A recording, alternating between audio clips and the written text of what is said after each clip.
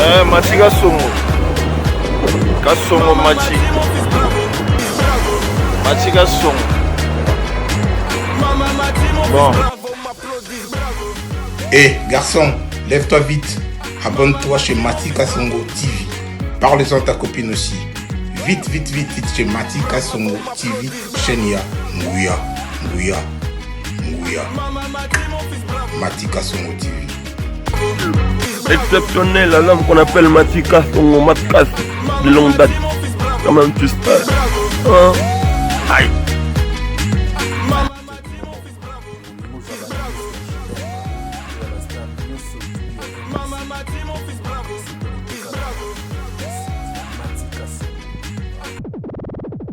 Bonjour chers internautes, bonjour partout dans le monde entier, partout vous êtes en train de suivre cette émission de Mati Kasongo Kaskas. Mon nom aura toujours le premier. Aujourd'hui c'est un peu une émission exceptionnelle. Comme d'habitude, vous le savez tous que je suis habitué de recevoir des artistes, musiciens, comédiens, stylistes, modélistes. Aujourd'hui je reçois un grand homme de Dieu, le prophète Timothée Christo.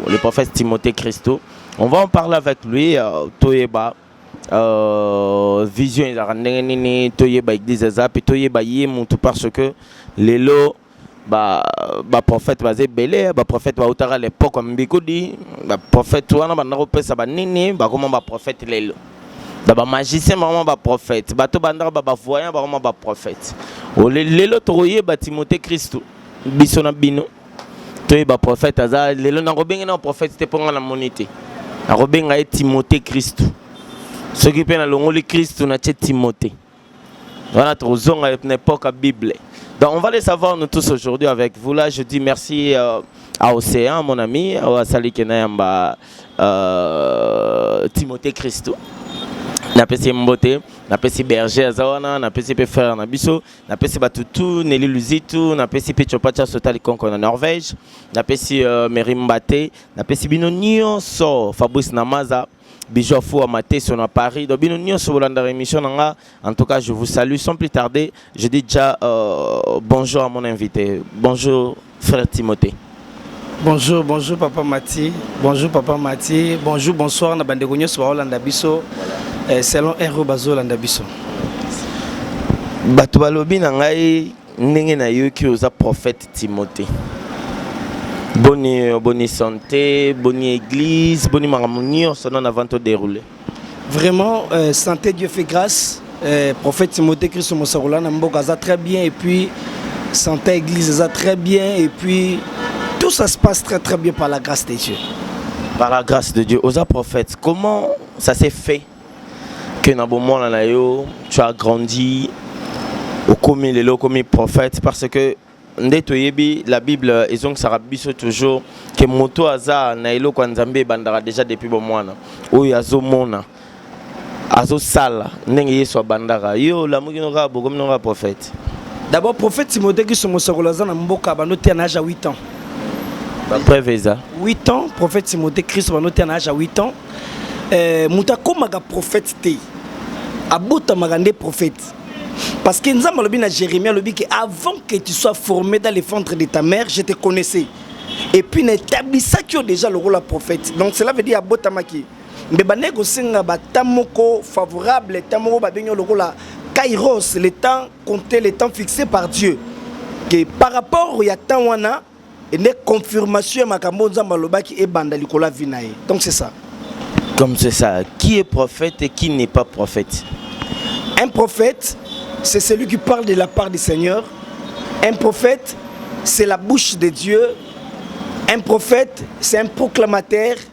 Un prophète, azamuto azokamakambuli kolo et panzambe, a même on a peuple pour que libota bazala béni. C'est ça un prophète. Na 12 apôtres. Nani a rien dedans ya prophétique, il y a prophétique. Nani a rien dedans ya prophétie. Déjà avant au côté on a 12 apôtres parce que bangonyo sobané ko dépendre na kata Christ. Parce que c'est lui le Christ, il y a une mutazala qui a tout le 5 ministères en lui.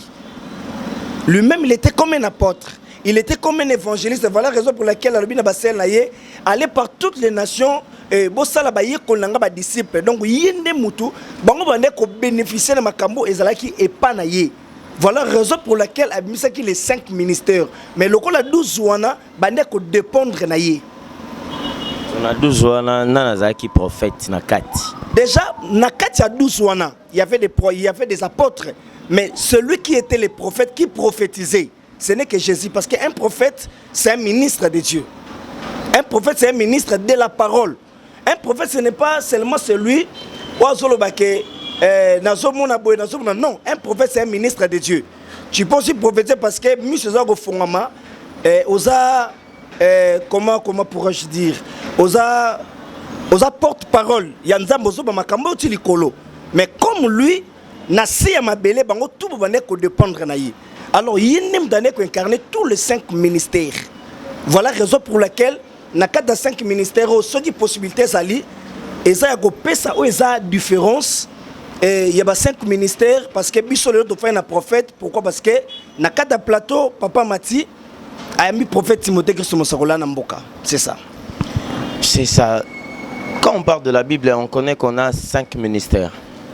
Il y a pasteur, son abunyo ebisinga pour naza na ngai muntu nano na kotiti. Toi na prophète, pasteur, évangéliste, docteur, na apôtre. À l'époque, tu es Nzambe, comme dit la Bible, ta Bible était même toujours ressourcée caca dans la Bible. Comme on connaît, évangéliste, ça monto à planter à l'église. C'est ça, non? À évangéliser, bandimi, à te planter l'église, c'est na bosanagi. Évangéliste, ça monto à gagner ba âme. C'est ça, non? Oui. À ba âme, à yana ba on église. Voilà. À mais lilo évangéliste à ça l'église. Est-ce que prophète paye? Azana droit père au ça l'église. Donc il y a deux choses différentes. Prophète Timothée Christo par ministère naza prophète et par fonction naza pasteur parce qu'il a dirigé l'église. Voilà métier yo. Non, c'est normal. Na comprendre olingo ki ma question là nga olingo maniola yango moi bien mais heureusement nga été to kende kaka loba na yo nga pe na saka na yo. Tozo kende. Merci beaucoup papa Mati. D'abord ministère naza prophète et par fonction et naza pasteur. Pourquoi? Parce que nazo kamba o eza église ya Nzambe. Vous comprenez? Ils ont la loi mon côté que yo faut ça l'église. D'abord, makambu ya ko sala église eza makambu ya mutute. Makambu ya ko sala église eza makambu ya Nzambe yemoko apesa ka vision. Car la Bible dit que quand le Dieu d'Israël donne la vision, il donne aussi la provision. Pourquoi? Parce que yemoko za Nzambe. Alobi na Pierre que à partir ya lelo na longolio Simon comme Pierre, sur toi je bâtirai mon église. C'est ça. Donc cela veut dire que makambu etali église eza mutute ko bâtir ango, mais vision za ka mutute. Mais vision est zakande Nzambe, après zakande mutu et puis après si musala pour kamba oza musala nae. Donc c'est ça. Parce que yo yango vision, za prophète mais comprendre cop, bégaso na okendo prophétiser na l'église a bato na olia bienti. Nani atamo Pierre na ngamro boé na pesa makambo dans un pasteur. D'abord les vrais problèmes mes amis. Ko ça et Nzambe, to pe côté ya musala Nzambe, et ça d'abord copté. Na banoté na âge à 8 ans, c'était très difficile pour moi parce que il y avait presque tout. Alors au côté était parce que à l'époque papa n'est qu'au bout il y a même naté à parole de Dieu. Tano bandoté à banani. Non. Depuis ça banda ta ramo mkia qui na église minon tout beaucoup Rolanda raroté. Ngapé na zala ki boy biso peso zaibu. Au moins musicien so bando betara na orchestre mo so tourner au tap ba chorale catholique ni Roma. Tena betara na chorale mo na Saint-Georges. D'abord, prophète Timothée Christo abimi na kata église, église Flamme de Feu, la grande communauté Flamme de Feu, abimi na kata église Armée de l'Éternel. Déjà, finanga mo. Oui. Parce que dans la Armée de l'Éternel mission, parce que ça gana Armée de l'Éternel mission na base. Et Armée de l'Éternel base, même à tabo bimi libanda, donc vous êtes censé y regarder toujours Armée de l'Éternel. Mais quand vous avez une mission, cela veut dire que vous avez évangéliser, que vous avez Nzambe, c'est alors que Flamme de Feu est bimi na kati. Et na kati la communauté Flamme de Feu wana, c'est alors que prophète Mosakolaza na mboka Timothée na kati na bimi na kati wana. Déjà na 8 ans, on a déjà parole de Dieu na matongé depuis mon enfance, na sali même 15 ans na la l'église. Na la l'église, classe, ma réunion sur la lection na kati église. Pourquoi? Parce que ça n'a pas. Non, bah oui, voilà pourquoi na tsholoba na bandelia wake. Papa ya botinga bande ko linga tena te parole de Dieu. Arindoki. Non. Azo linga tena te parole de Dieu parce que comment c'est possible papa na yo zo lokanzela bien. Il y a âme na ye mon reprise à la sauver. Azo bundisa. Eza normal. Eza na combo ba bundaka contre Batu et puis eza na combo ba bundaka contre Nzambe. Voilà raison pour laquelle Sokotali Jacob combo ya bundana Nzambe yango esala ke na kata vina ya koma Israël. Otali ndeko na Job moi si na zoloba na ya lobi mais Nzambe yo sambelaka comment ki ko permettre que onyo kwa maboye. Et là on a lobela ke papa Matia lobi na que non tu agis comme une femme insensée.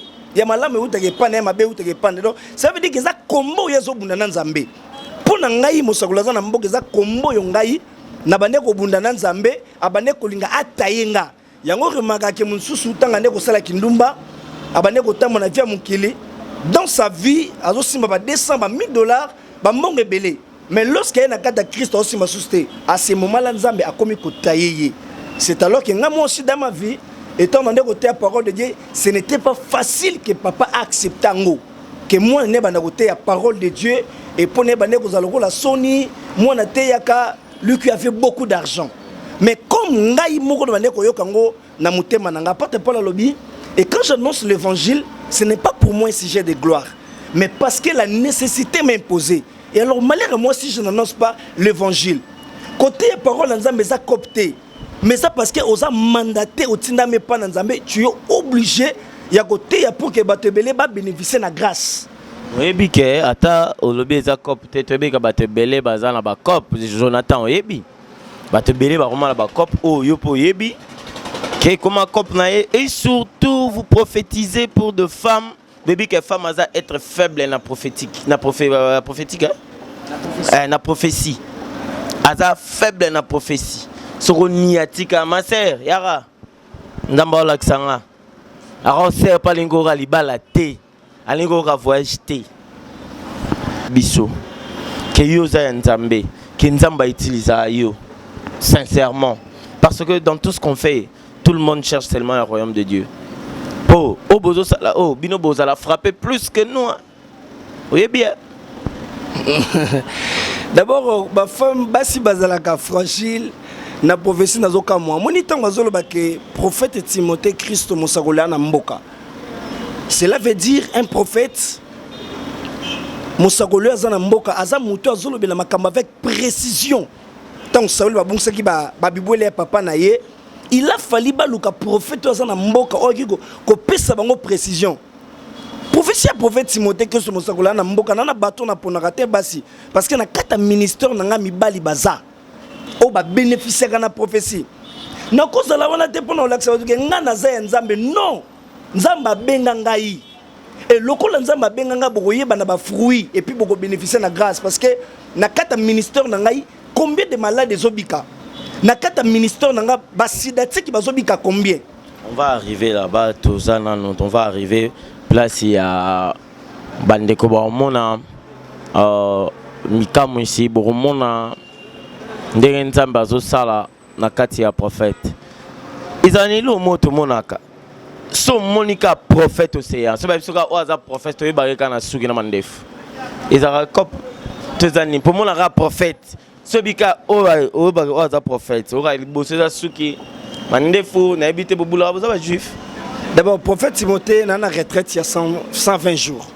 Raison pour laquelle yango moninga na état on a vraiment je suis en retraite. Na retraite il y a 120 jours. De yo legeli mama 100 jours na 20. D'abord mutu na na vision na ye chacun de nous a na vision chacun de nous a une preuve na ye. Yenza ma pesa ye vision c'est une servante de Dieu. Nako boye été et Nzamba pesanga vision. Yoza bien. Oh non boye. Dimina ba muso na yamba pas na yamba prophète moura frappa. So tuné kaboy. Ah, yete. C'est une servante de Dieu, c'est une servante de Dieu. Nana jije ba pasteur te Christ a biboti ka livrer na blekola. ngane mna ocha différence quand le maître c'est une servante de Dieu oyo nako boya yete parce que ana grâce nous sommes tous égaux mais chacun de nous a sa particularité donc c'est ça on a beau dire on Bozaraz, au coco tapé retraite, il y a 120 jours. Mais au salut coupe pas au côté on peut n'enga propre. Au longol mande fubanini au salut pena on débat ba sala raté. D'abord mutu na mutu azana ndenge nzambe abengela kai. Mutu ko boya ngote yana muna nzamba bengela kai na ndenge na ye. Et tant ngana ndimina se sacrifier na zala pété na tant nazana ngo bizarre na yebi le pourquoi nazana ka ta présence en Nzambe.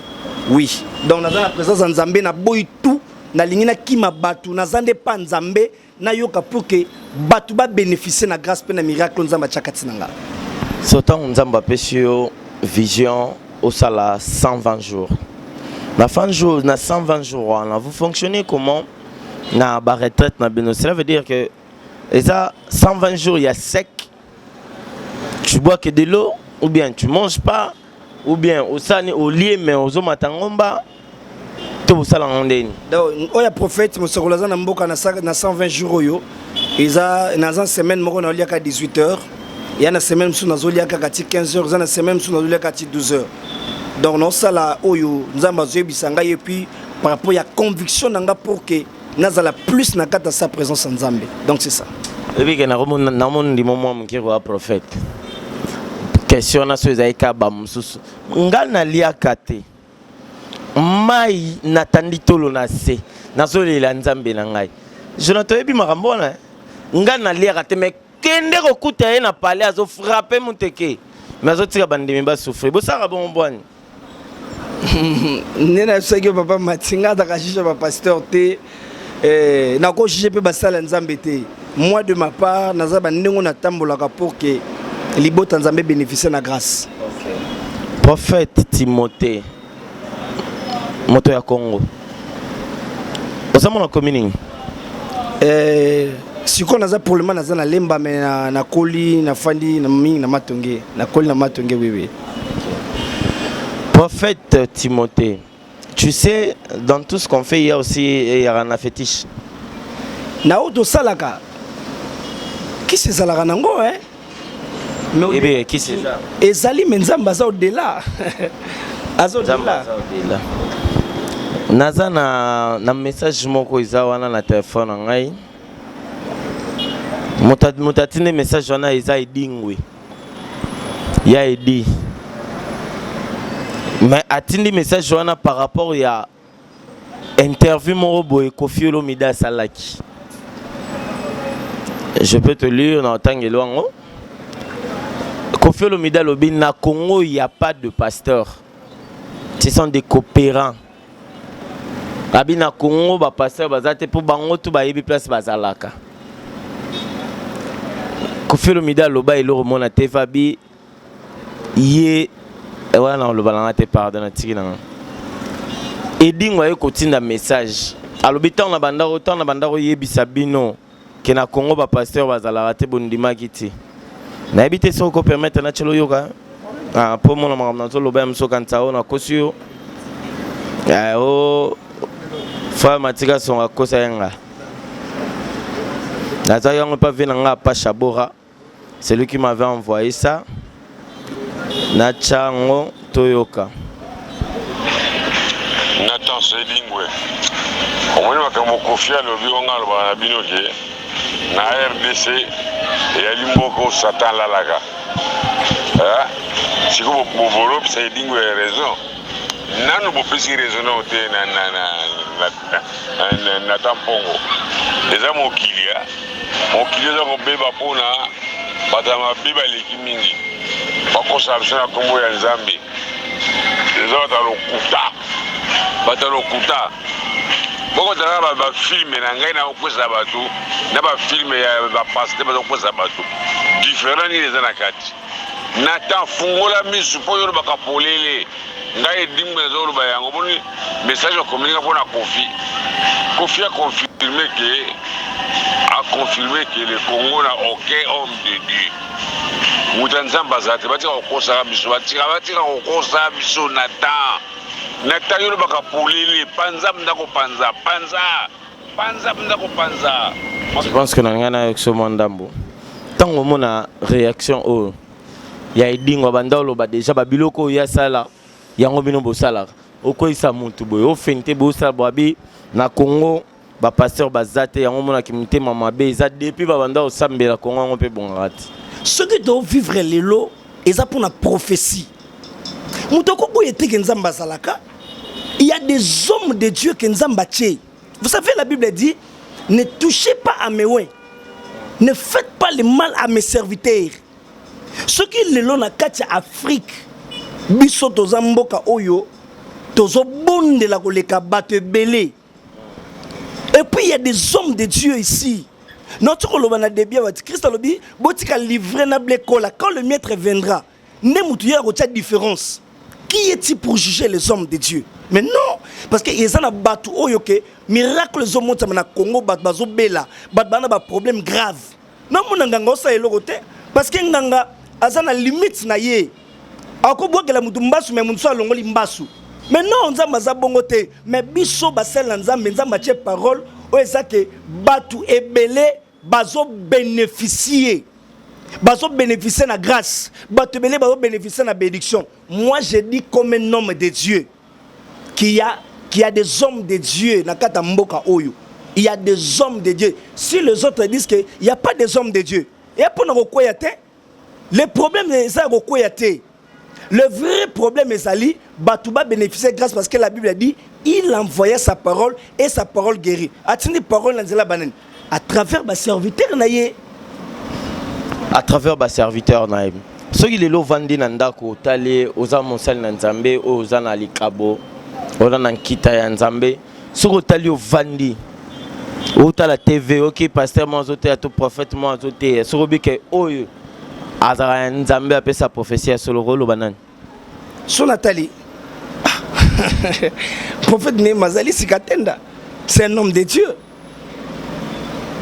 yo prophète ta place okinanga na esprit na ko tezanati il ta place okinanga ah prophète c'est un prophète c'est un ministre de Dieu prophète né mazali c'est un homme de Dieu et bon bah prophétie prophète Roger Baka à Pessac.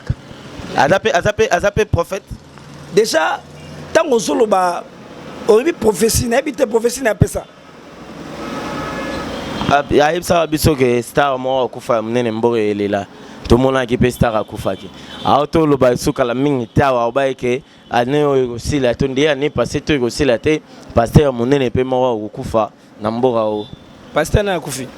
Olobi pasteur na kufi de nante omoni makambo nzambe problème eza nini il faut batuba bénéficier de la grâce prophète Timothée da prophète à m'alerter je ne suis pas là pour na sakola pour na liwa ya batu malgré na mosakola mboka non na lobi ne bandeli que un prophète azora makambo pa nzambe nazo kitano pour que libote bénéficier un prophète azaka porte-parole na prophète à malédiction te ngana prophète ya bénédiction malobo nzamba cheka nga pour que mutu tanga lobi déjà que trop perdre mutu mo munene mutu perdre pe nzambe pe kam tala kisi liwa esimbami na maboko ya mutu na maboko ya nzambe ala kisi mutu ta travers mosala kasi mosala on ya kufi ya turo o balobi ya turo ya liboso kufa déjà un tala biloko monsieur za ba coïncidence vous comprenez parce que le vrai problème est zanine o peut-être bato belé ti lelo bazo comprendre te papa nakata vino yo kozala ka teke muto akufa parce que liwe e utake pa nzambe tango Ézéchias belé professeur liwa prophète dans le binini muta tininge za nzambe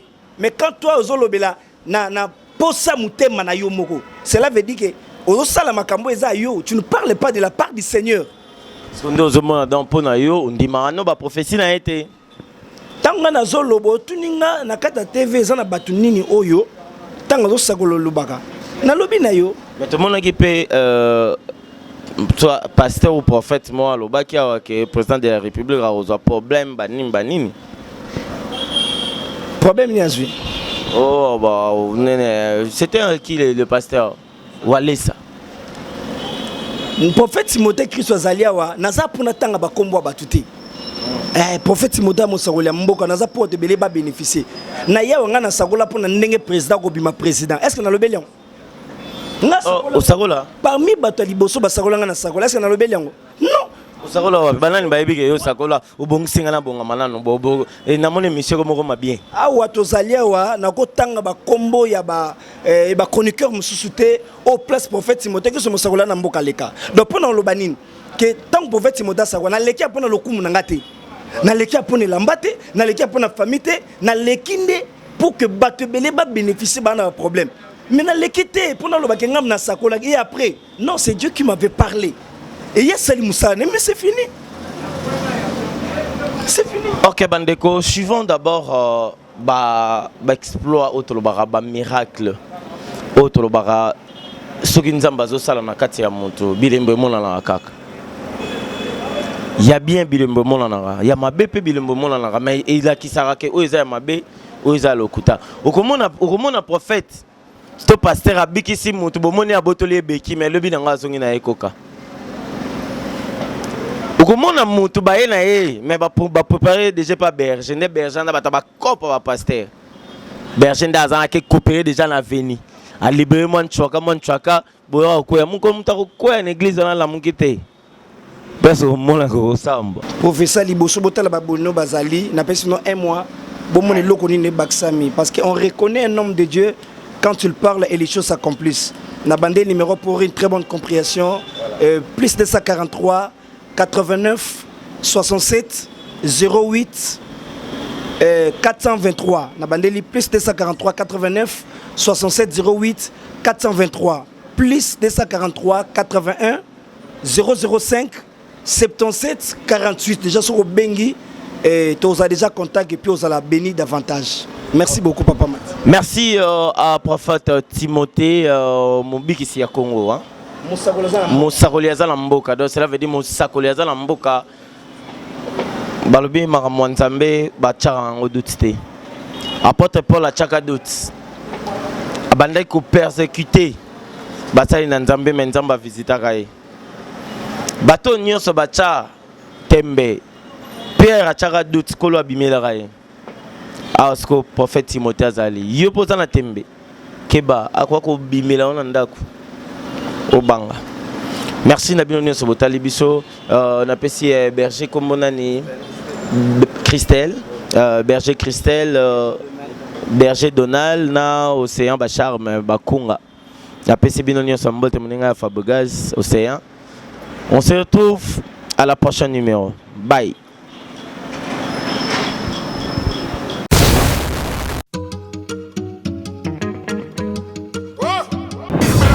Machi Kasongo Machi Kasongo. Bon. Garçon, lève-toi vite. Abonne-toi chez Mati Kasongo TV.